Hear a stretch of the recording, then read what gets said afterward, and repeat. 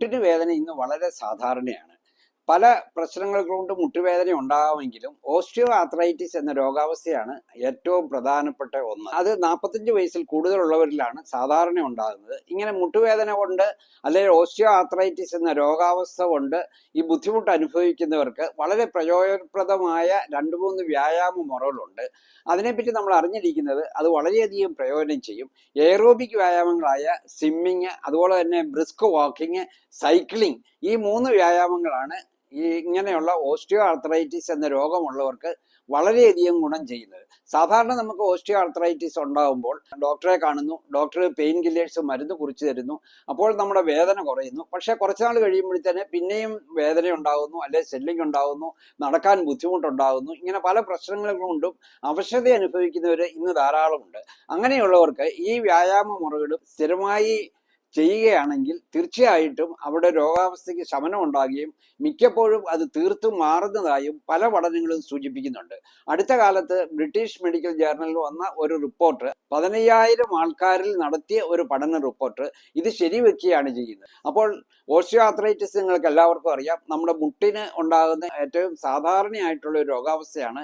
മുട്ടിന് വേദന ഉണ്ടാകുന്നു, സ്വെല്ലിംഗ് ഉണ്ടാകുന്നു, മുട്ട് മടക്കാൻ ബുദ്ധിമുട്ടുണ്ടാകുന്നു, നടക്കാൻ ബുദ്ധിമുട്ടുണ്ടാകുന്നു. ഇങ്ങനെ പലതരത്തിലുള്ള അവശതകളാണ് ഈ ഓസ്റ്റിയോ ആർത്രൈറ്റിസ് മൂലം ഉണ്ടാകുന്നത്. നമ്മുടെ നീ ജോയിനകത്ത് ഒരു കാർട്ടിലേജ് ഉണ്ട്, അതായത് ഒരു കുഷൻ പോലെ പ്രവർത്തിക്കുന്ന സാധനത്തെയാണ് കാർട്ടിലേജ് എന്ന് വിളിക്കുന്നത്. അതിന് ഡീജനറേഷൻ ഉണ്ടാകുന്നതാണ് ഈ രോഗാവസ്ഥയ്ക്ക് കാരണമാകുന്നത്. ബുദ്ധിമുട്ട് അനുഭവിക്കുന്നവർക്ക് ഈ 3 തരത്തിലുള്ള വ്യായാമ മുറകൾ ചെയ്യുമ്പോൾ ധാരാളം പ്രയോജനങ്ങൾ ലഭിക്കുന്നുണ്ട്.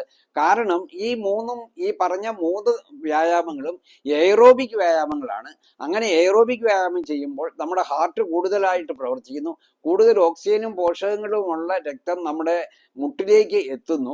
അപ്പോൾ അവിടെയുള്ള നീർക്കെട്ടിന് ഒരു ശമനം വരുന്നു. നീർക്കെട്ട് കുറയുമ്പോൾ വേദന കുറയുന്നു, നീർക്കെട്ട് കുറയുമ്പോൾ അതിൻ്റെ സ്വെല്ലിങ് കുറയുന്നു, നമുക്ക് നടക്കാനുള്ള കഴിവ് വർദ്ധിപ്പിക്കുന്നു.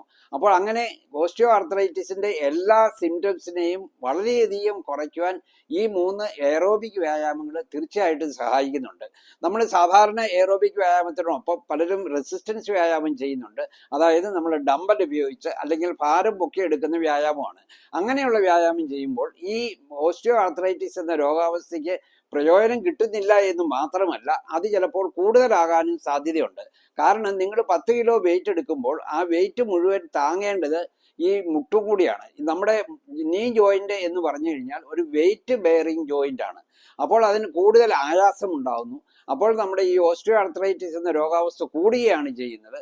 അപ്പോൾ റെസിസ്റ്റൻസ് വ്യായാമത്തിന് പകരം നമ്മുടെ ഈ എയറോബിക് വ്യായാമങ്ങളായ 3 വ്യായാമങ്ങൾ നമ്മൾ സ്ഥിരമായി ഓസ്റ്റിയോ ആർത്രൈറ്റിസ് ഉള്ളവർ ചെയ്യണം എന്നാണ് ഇന്ന് ഡോക്ടർമാർ പറയുന്നത്.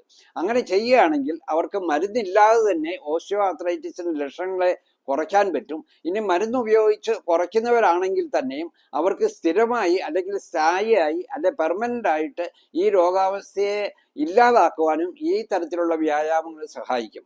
ഈ വ്യായാമം ചെയ്യുമ്പോൾ നമ്മുടെ മുട്ടിന് ചുറ്റുമുള്ള പേശികളുടെ ബലം വർദ്ധിക്കുന്നു. ഈ മുട്ടിന് ചുറ്റുമുള്ള പേശികളുടെ ബലം കുറഞ്ഞു പോകുന്നതാണ് പലപ്പോഴും ഈ മുട്ടിന് വേദനയ്ക്കും അല്ലെങ്കിൽ ഓസ്റ്റിയോ ആർത്രൈറ്റിസിനും ഒക്കെ കാരണമാകുന്നത്. അപ്പോൾ മുട്ടിന് ചുറ്റുമുള്ള പേശികളുടെ ബലം വർദ്ധിപ്പിക്കാൻ വേണ്ടിയുള്ള വ്യായാമമാണ് സാധാരണ നമ്മൾ ഓസ്റ്റിയോ ആർത്രൈറ്റിസുമായി ഓർത്തോപീഡിക് സർജനെ കാണുമ്പോൾ അവർ അഡ്വൈസ് ചെയ്യുന്നത്.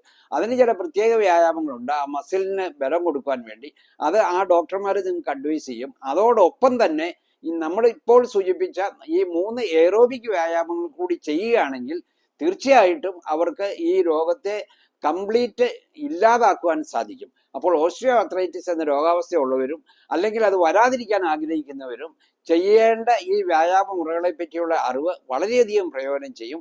നിങ്ങളിത് മാക്സിമം ഷെയർ ചെയ്യുക. എൻ്റെ ചാനൽ സബ്സ്ക്രൈബ് ചെയ്തിട്ടില്ലെങ്കിൽ സബ്സ്ക്രൈബ് ചെയ്യുക. മറ്റൊരു വീഡിയോയുമായി നമുക്ക് വീണ്ടും കാണാം.